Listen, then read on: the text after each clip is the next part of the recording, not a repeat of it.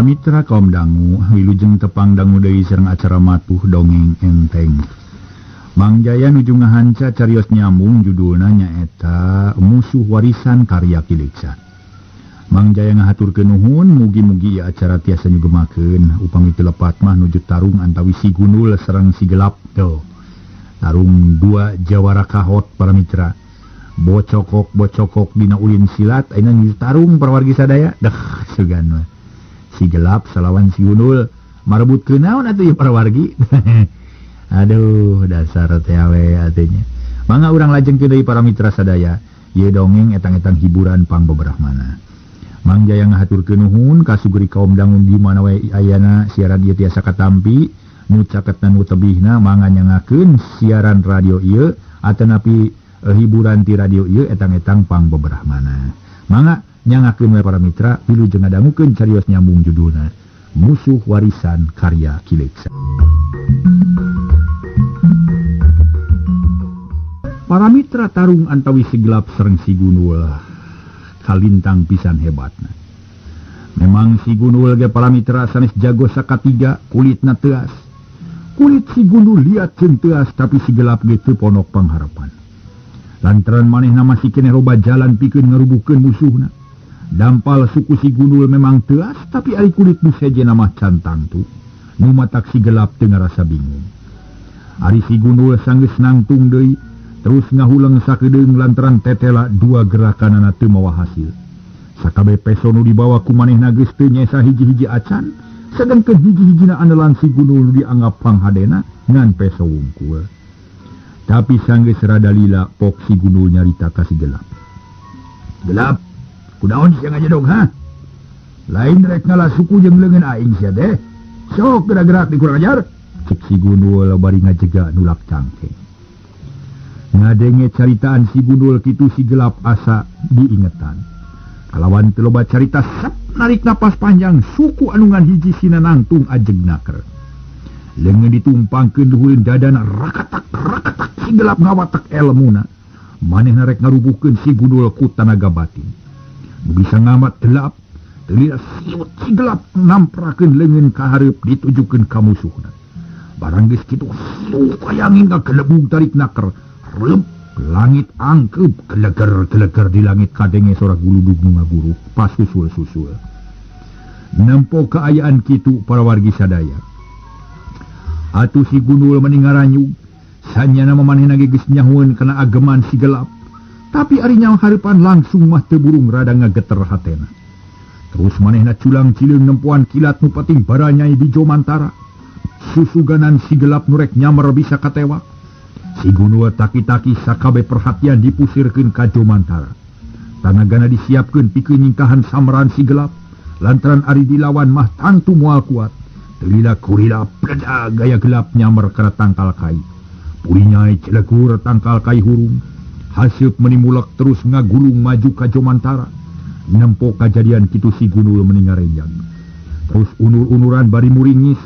Jago kahot nu geus puluhan taun ngulik elmu kadugalan. Hari tamah hatena ngadak-ngadak ngariut. Sakujur awak ngegeter, sanajan hayuh bae para mitra neger-neger maneh. Kekeh hatena mah ngarasa seber, lantaran pangawasa si Gelap kacida rongkahna. Langit angke bumi alam asa tungkeb, unggal aya Gelap nu ngajelegur taneuh karasana asa eundeur ngageter. Inggeung kawas anu dienagkeun kulini. Ari si Gelap barang nempo musuhna pungak pinguk cakakak seuri. Sora ngaguruh matak eundeur handaruan. Paselang jeung pating gelegerna Gelap di Jomantara.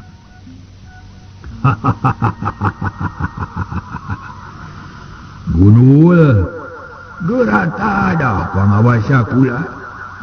Sakedeung deui caritaan kula bakal ngabukti. Anjeun bakal kalengitan suku hiji, leungeun hiji, ceuli hiji, panon hiji, pek geura tunggu. Tadi kaulah geus janji, kaulah moal bisa tarung lila-lila jeung anjeun. Cek si Gelap para mitra bari tetep nangtung ajegnaker. Panonna teu seukeut ka si Gundul paroman marah mai semu bunga. Jiga nu yakin bakal hasil. Si Gundul teu ngajawab harita gawe ngan culang cileung bae bari tangah. Panonna teu seukeut kana mega hideung nu ngagulung di langit.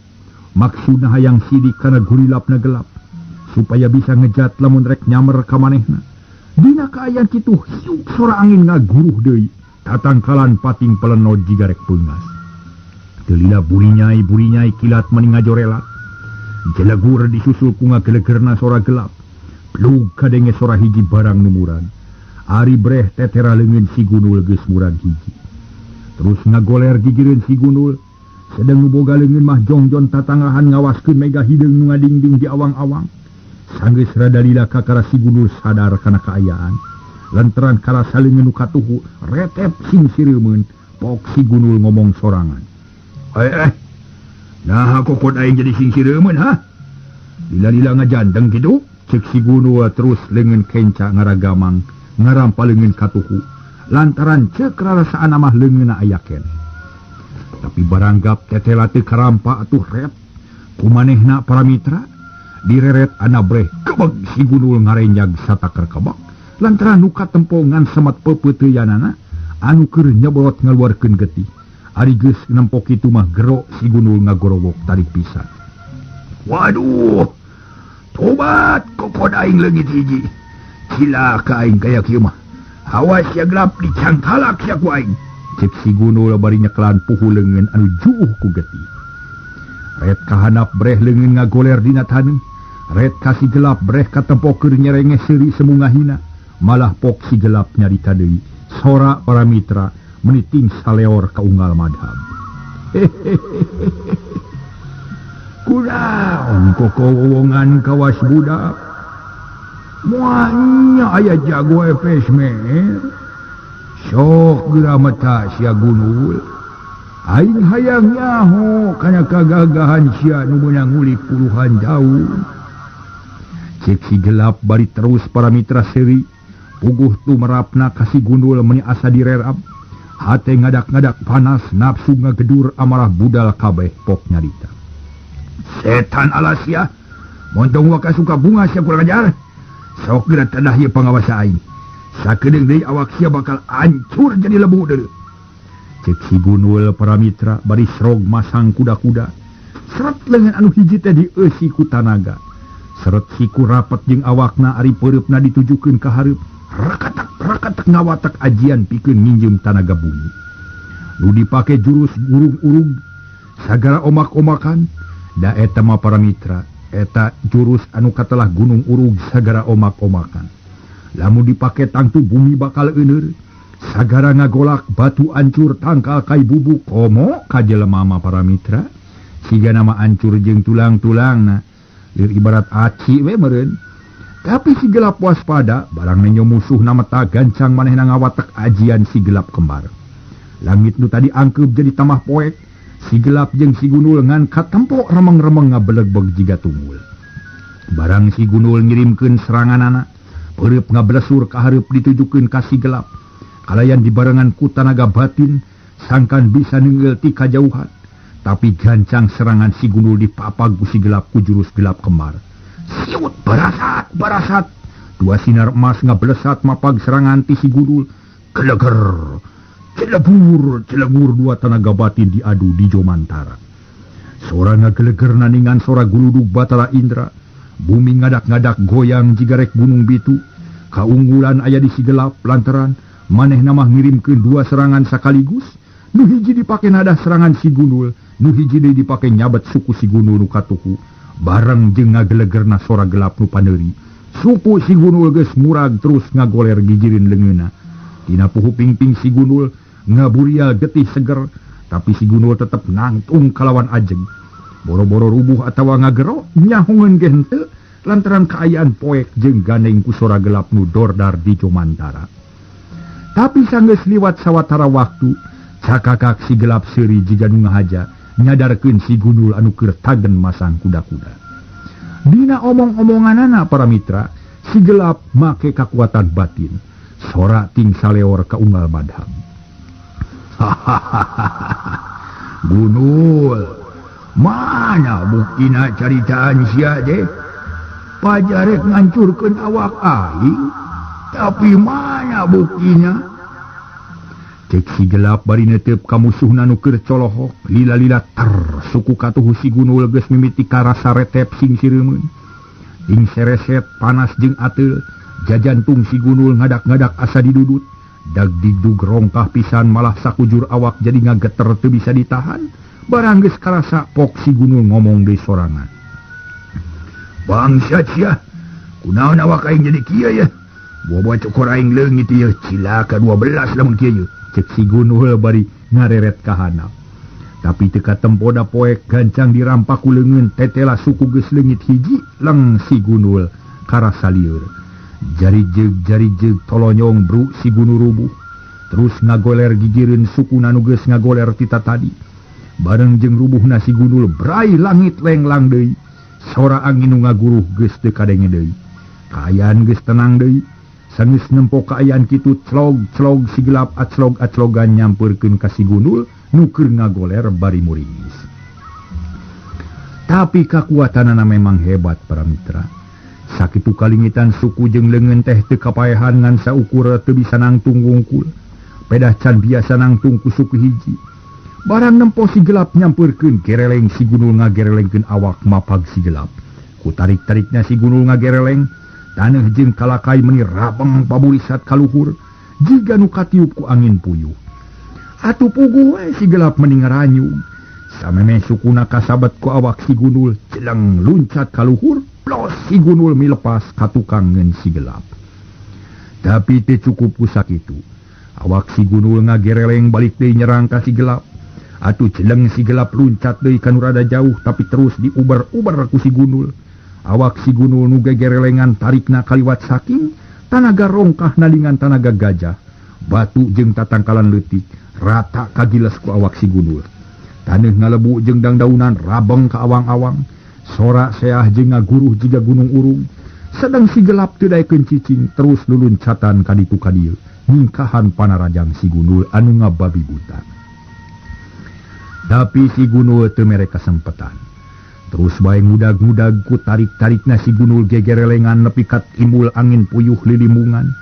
Sora munggah ngaguruh dibarengan ku rabengna batu-batu laleutik. Lamun ku si gelap dianteur karepna jigana bae satungtung si Gunul can ngaleupaskeun nyawa moal wakaleureun. Kulantaran kitu reg si gelap eureun terus nangtung ajegnaker. Tanaga dipuseurkeun dina suku jeung bari taki-taki pikeun nadah serangan si Gunul. Barang reg si gelap ngarandeg gereleng siut awak si Gunul ngagereleng nubruk si gelap. Atuh para mitra sadaya. Tapi si gelap tetep tagen bari ngerahkeun tanaga sagemblengna. Keduk gereleng awak si Gunul malik deui. Sedang si gelap mah teu usik-usik acan. Kuatna naningan benteng wajah. Si Gunul can ngarasa puas gereleng nyerang deui. Samemeh anyog dipapag ku tajongan anu matedi. Nangtungna diconongkeun ka hareup. Ngacrog bari nyabetkeun dampal suku gajelang seak geduk beungeut si Gunul kabeunangan. Para mitra sadaya, atuh dampal sukuna harita teh para mitra sadaya. Dampal sukuna, aku dampal suku, ku inung suku si gelap nancep dina panon si Gunul nu kenca, kero si Gunul ngoceak bari mengpunan panon ku leungit. Aduh, tobat, ampun. Aing tadi meleh gelap si aduh. Panas ki aduh, ampun aduh. Cek si Gunul bari nangkarak bengkang. Sakujur awak geus mani getih campur taneuh. Tilu rupa anggota badan geus leungit pamaksudan si gelap ngan hiji deui nu can laksana nyata hayang ngaleungitkeun ceuli si Gunul sabeula. Sabuat si Gunul ngagoler para mitra sadaya bari gegerungan. Kalayan teu loba carita serepet si gelap ngalugas bedog. Siut diheumatkeun seret ceuli si Gunul di sabat sabeula. Cergetih keluar gero si Gunul ngagero bekitari. Aduh, ampun tobat. Gelap. Aing tarima eleh beungeus ulah ditambah deui euy. Ampun aduh. Cek si Gunul bari gegerelengan deui. Tapi ayeuna mah lain nyerang ka si gelap imah gegerelengan soteh tina awahing ku nyeri. Ari nu nyeri teh lain ngan raheut bae. Badana tapi ngarasa nyeri hate pedah teu hasil ngarubuhkeun musuhna. Padahal manehna ngulik pangarti puluhan taun dilana. Maksudna mah hayang ngarubuhkeun musuhna. Tapi buktina mah kalah sabalikna. Nu unggul teh tetep bae si gelap. Para mitra anu mulia, Sanggeus bosen gegerelengan reg si Gundul ngarandeg pok nyarita deui ka si Gelap. Gelap, aing ayeuna kagara sadar. Yen anjeun bener-bener hiji jago, aing terima eleh.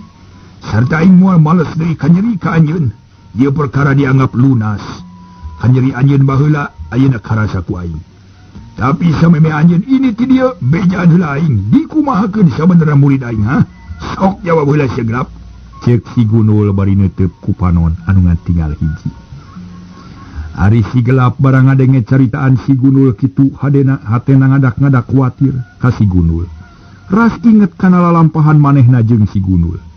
Sawatara tau waktu katukang manehna jeung si Gundul dua sobat dalit pisan. Barang inget nepi ka palabah-dinya gek si Gelap diuk digeureun si Gundul. Nyarita semungah heula sora alon tapi jelas kadengena. Gundul, caritaan anjeun teh kasar jeung gariha. Matak ngagesruk kana hate jelema jeung kana ceuli. Tapi caritaan anjeun teh polos jeung jujur. Kula geus bisa neuleuman eueuh hate anjeun. Tapi tadi anjeun nyebutkeun yen kula dianggap nu unggul teh tur siji jago. Sabenerna mah kaliru Gundul. Lantaran lain hartina kula jago bisa ngarubuhkeun anjeun.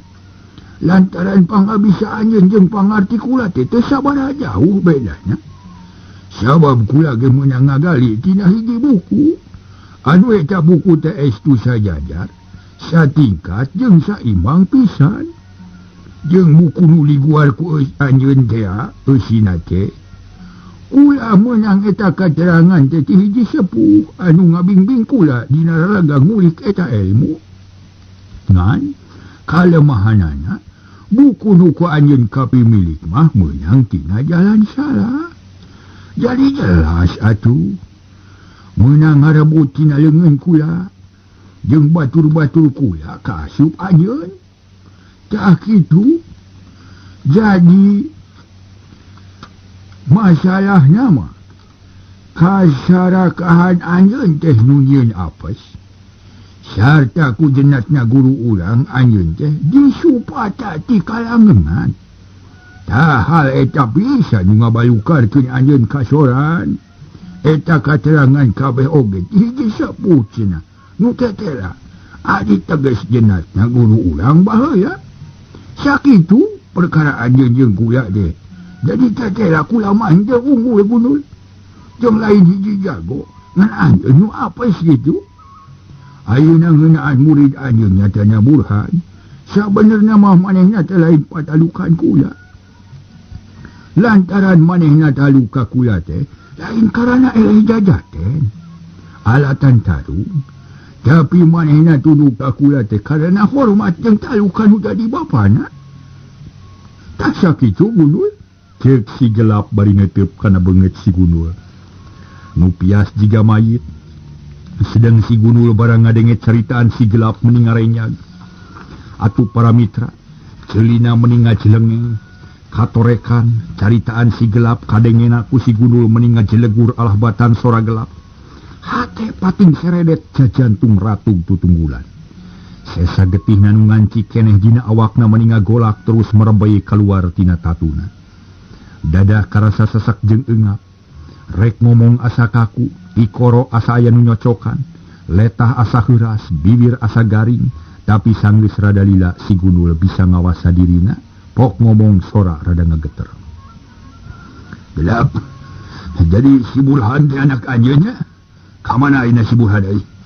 Aduh, lamun nya kitu teh tela aing sial. Bener Gundul.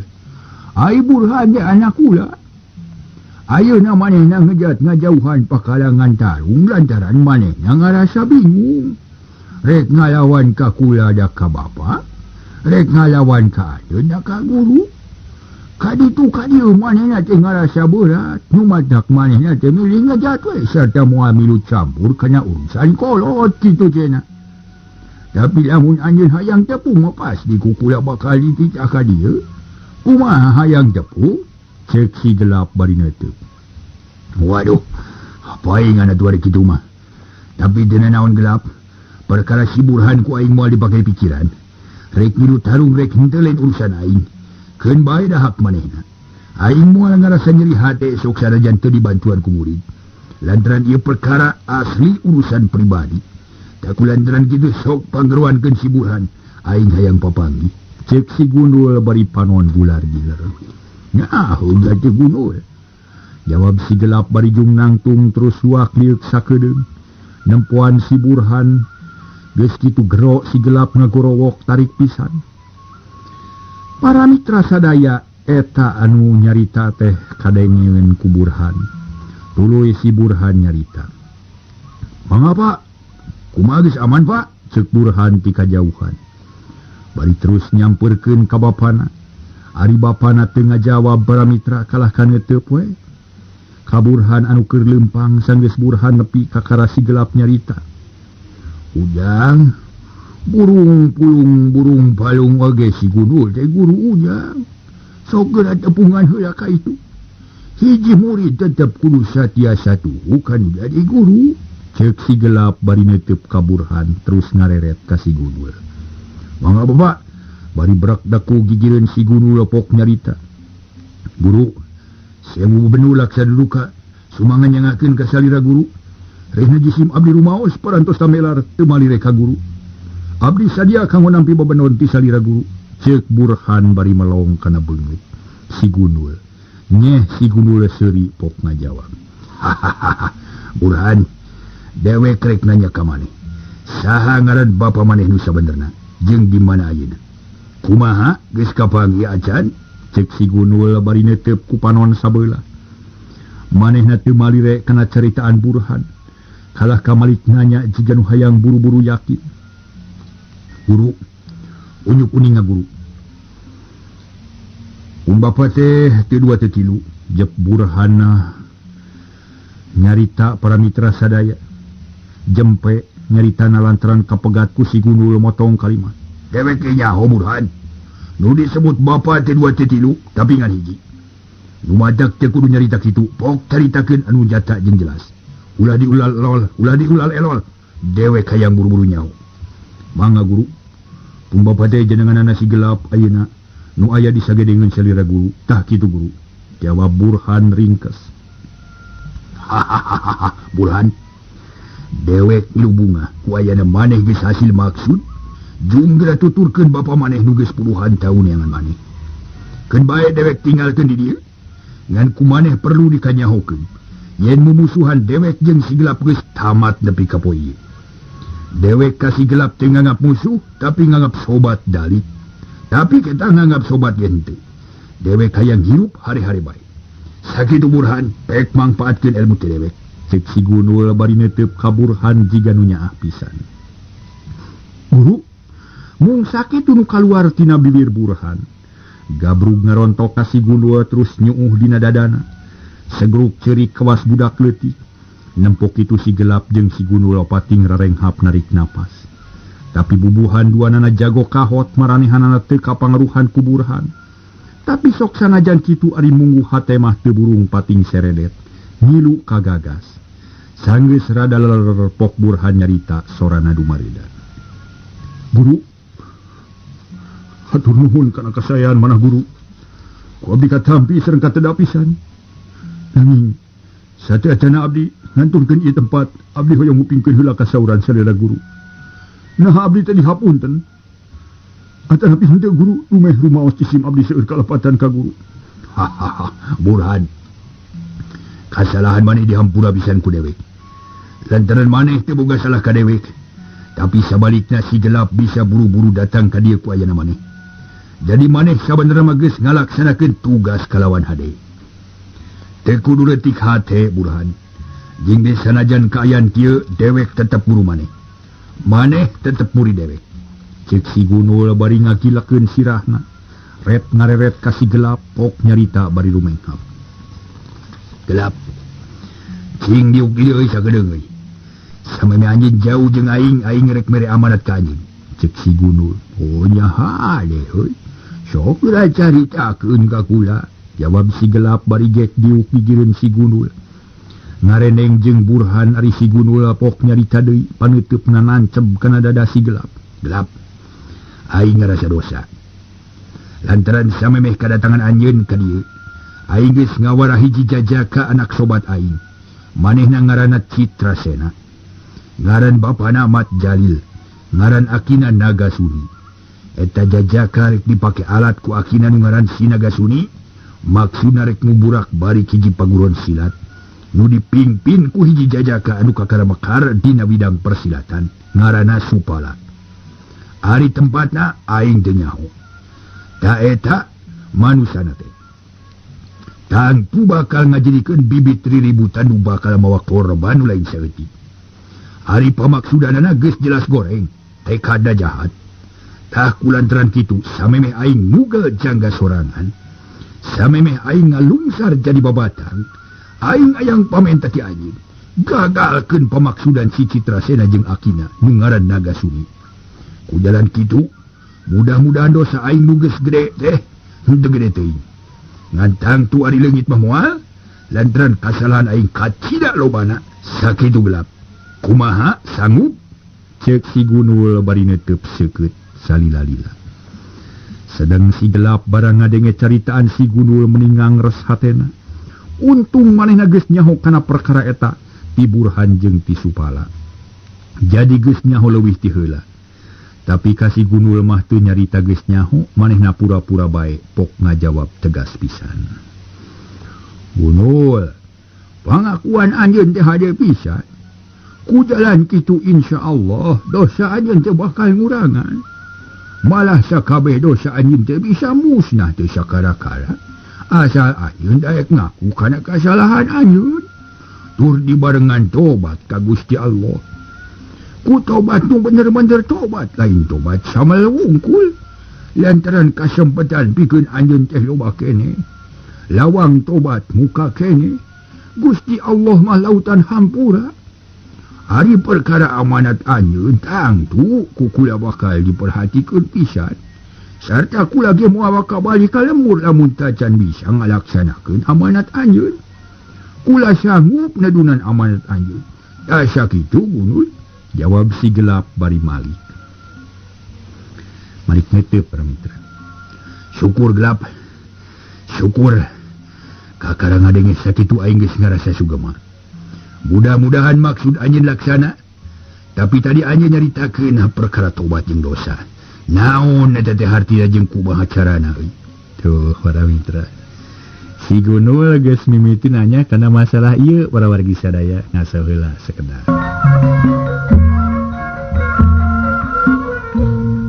Para mitra sadaya, si gelap barang ngadenge caritaan si Gunul kitu tuluy nyarita. Gunul, anjeun teh ulah wakal ti hate. Dosa anjeun nu geus loba teh ulah ditungtungan deui ku nyieun dosa. Tapi kudu ditungtungan ku tobat kanu maha kawasa. Ari carana anjeun kudu ngaku kalayan satria kana dosa-dosa nu geus dipilampah. Tuluy tinggalkeun pagawean nu geus kaliwat. Pagawean nu ngandung dosa teh ulah dibalikeun deui, ganti ku ngajalankeun pagawean anu maslahat, anu manfaat, anu hade keur anjeun jeung hade keur balarea. Sesa umur anjeun teh kudu digunakeun pikeun babalik pikir sarta nendak ka nu maha kawasa sangkan dihampura dosa. Omat ulah rek ditamahan deui ku nyieun dosa. Cek si gelap mere pepelin. Gelap, aing can ngarti. Naon maksud anjeun ulah ditungtungan ku nyieun dosa. Jeung dina anjeun yakin yen aing aya keneh umur? Cek si Gunul penasaran. Gunul, tadi anjeun teh geus ngadagrageun kecap. Yen lamun anjeun eleh jajaten, anjeun teh rek nugel jangga anjeun sorangan. Nu hardina anjeun teh rek tega nyiksa awak sorangan. Ku jalan maehan maneh. Tah, eta kalakuan teh kacida gorengnya. Malah kaasup dosa nu panggede-gedena. Jadi lamun anjeun ngajalankeun eta pagawean, hardina anjeun teh ngagubruskeun awak sorangan kana sagala dosa. Jadi ceuk pamikir kula mah, janji anjeun teh kudu dibatalkeun, ganti ku niat nu hade. Anjeun kudu pasrah kan Maha Kawasa. Nah anjeun jelek pono kumur atau warek panjang. Eta mah ulah ditangtukeun ku anjeun sorangan lantaran pati urip manusia mah angin Allah nu kawasa. Ayeuna mah pasrahkeun we badan sakujur. Bari dibarengan ku ikhtiar kitu tah.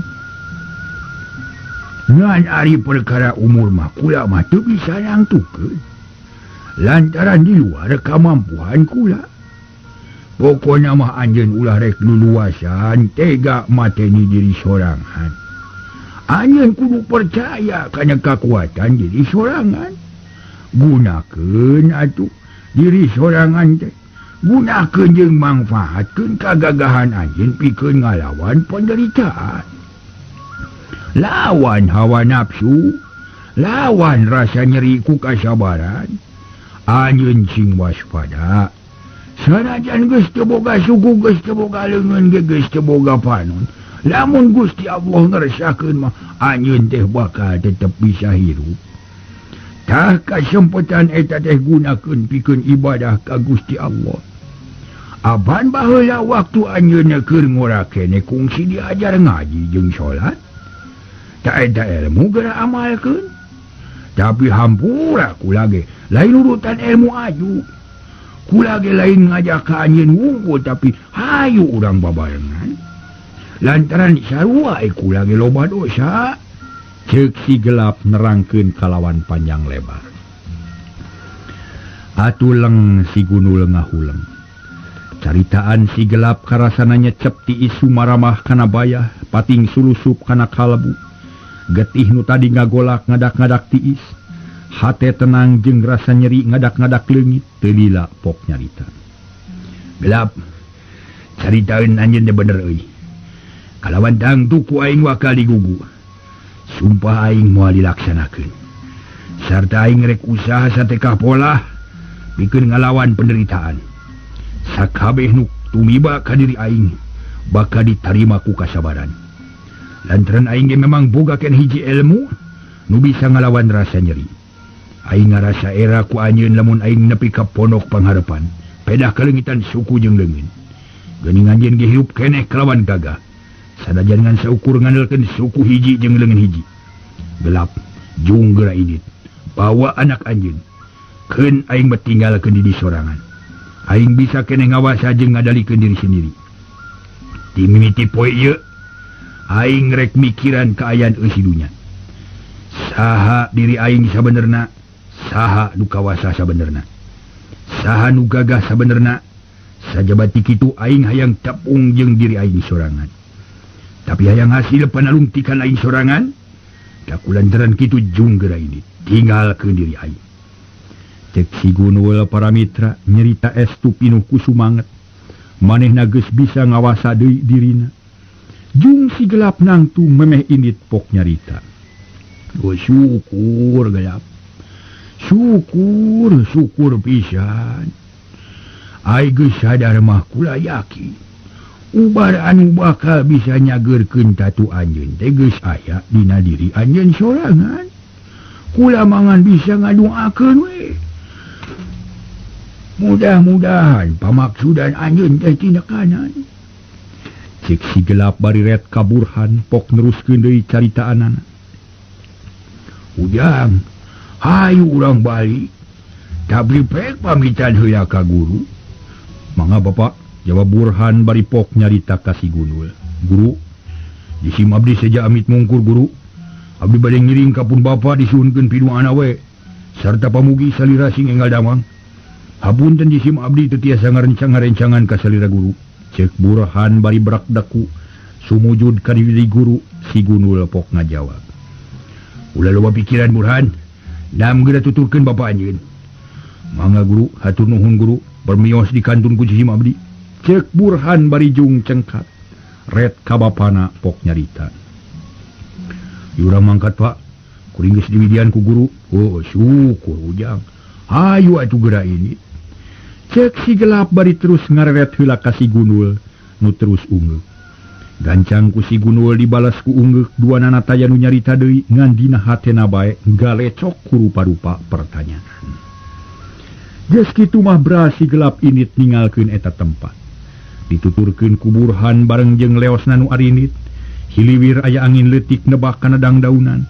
Sora seah lalaunan jiga nu silih harewosan. Silih bejaan jeung baturna ngeunaan nu bieu kajadian.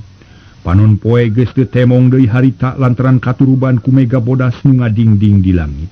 Jiga nu ngahajang ngiuhan si Gunul nu keur ngagoler mandi getih. Di baturan ku sora manuk nu recet di sarada. Ari si gelap jeung Burhan terus bae nurugtug mudun ninggalkeun Gunung Cakrabuana. Paroman duanana bangun alum, padahal lamun dipikir saliwat mah kudu gumbira sabab geus hasil ngarubuhkeun musuhna. Tapi pikeun si gelap mah lain kitu. Manehna ngarasa kaduhung sagede gunung, geus nyiksa ka papada manusia. Tapi sok sanajan kitu ari rasa bungah mah tetep aya, ngan lain bungah pedah hasil ngarubuhkeun musuh. Bungah soteh pedah nempo si Gunul jiga nu bener-bener sadar kana kasalahanana. Waktosna sae para mitra. Duwi ka dieu heula nya dongengnya mangga enjing urang teraskeun deui. Mang Jaya ngahaturkeun nuhun, mudah-mudahan para mitra salamina aya dina kawilujengan. Dongeng anu dugi ka ayeuna teh parantos dugi ka bagian ka-50. Enjing urang teraskeun ka bagian anu ka-51. Ieu dongeng karya Ki Leksa judulna Musuh Warisan. Mangga wilujeng kantun bae permios.